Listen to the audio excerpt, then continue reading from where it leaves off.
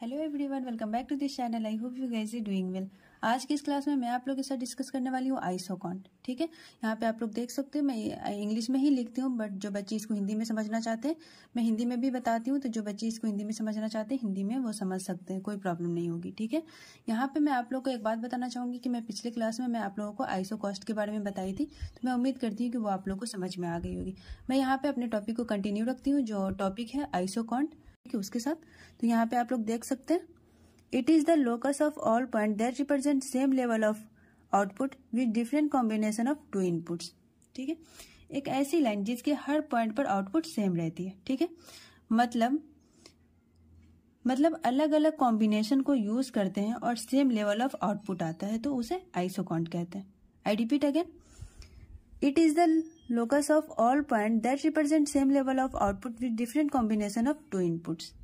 मतलब अलग अलग कॉम्बिनेशन को यूज करते हैं और सेम लेवल ऑफ आउटपुट आता है, तो उसे आइसोकॉन्ट कहते हैं, जिसके हर पॉइंट पे क्वांटिटी सेम रहती है। यहाँ पे आप लोग देख सकते हैं इस डायग्राम में, यहाँ पे मैंने ये देखिए पॉजिटिव क्वाड्रेंट, यहाँ पे लेबर है एंड यहाँ पे कैपिटल है। ठीक है, ये जो मैं एक कर्व बनाई हूं ना, ये isoquant with quantity, isoquant with quantity. ठीक है, यहाँ पे आप लोग देख सकते हैं ये के not and L not, K1 L1, K2 L2। यहाँ पे मैं K जो है ना, ये हमारा कैपिटल है और ये लेबर है, तो मैं समझ रही हूँ कि आप लोग को ये इतनी बातें समझ में आ रही होगी। यहाँ पे आप लोग देख सकते हैं, यहाँ पे आप लोग देखिए इस डायग्राम में आप लोग ये देख सकते हैं कि पहले ज्यादा कैपिटल देने को तैयार थे। ये देखिए, ये K0 L0, तो ये पहले ज्यादा कैपिटल देने को तैयार थे। ठीक है, और अब कम कैपिटल देने को तैयार है। ठीक है, मतलब for additional unit of labour your willingness to sacrifice capital is less less and less. ठीक है, ये मैं आपको ये बताई हूँ। ठीक है, यहाँ पे आप लोग देख सकते हैं पहले वो ज्यादा कैपिटल देने के लिए तैयार थे और अब कम कैपिटल देने को तैयार है। मतलब for additional unit of labour your willingness to sacrifice capital is less less less. यहाँ पे देखिए लेस लेस लेस। ठीक है, तो यहाँ तक आप लोग को ये चीजें समझ में आ रही। अब यहाँ पर ये देखिए, यहाँ पे मैं आपको ये देखना चाहती हूँ, बताना चाहती हूँ कि जब ए कॉम्बिनेशन, यहाँ पे देखिए कॉम्बिनेशन ए है, कॉम्बिनेशन बी एंड कॉम्बिनेशन सी है, तो जब ए कॉम्बिनेशन यूज करे, यहाँ पे देखिए चाहे वो ए कॉम्बिनेशन यूज करे, चाहे वो बी कॉम्बिनेशन यूज करे, चाहे सी कॉम्बिनेशन यूज करे, कोई भी कॉम्बिनेशन लेबर एंड कैपिटल का आप यूज करेंगे तो तब भी आउटपुट सेम ही रहेगा।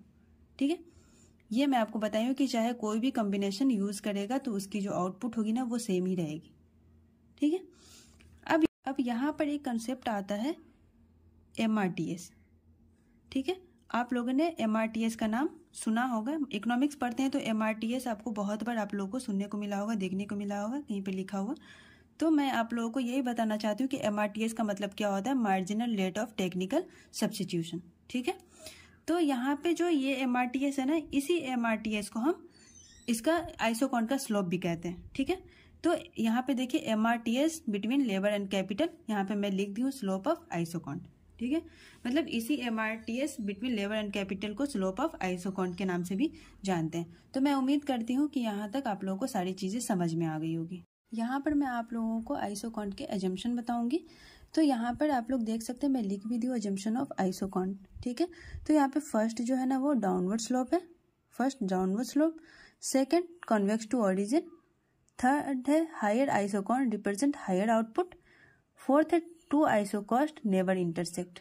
ठीक है, यहाँ पे मैं बताऊंगी कि ये जो डाउनवर्ड स्लोप है ना, ये जैसे मैं आप लोगों को सेम इंडिफरेंस कर्व में मैं आप लोगों को बताई थी, वैसे ही बिल्कुल सेम वैसे ही यहाँ पे ये भी डाउनवर्ड स्लोप होगा। ठीक है, तो यहाँ पे मैं जो आइसोकॉन्ट के जो एजम्पशन है ना, वो मैं आप लोगों को पूरे डिटेल्स में नहीं बताऊंगी, क्योंकि मैं आप लोगों को ऑलरेडी कंज्यूमर थ्योरी में मैं इंडिफरेंस कर्व के जो एजम्पशन थे, फीचर्स थे, वो मैंने आप लोगों को ऑलरेडी पहले ही वीडियो में मैं आप लोगों को सारी चीजें समझा चुकी हूँ।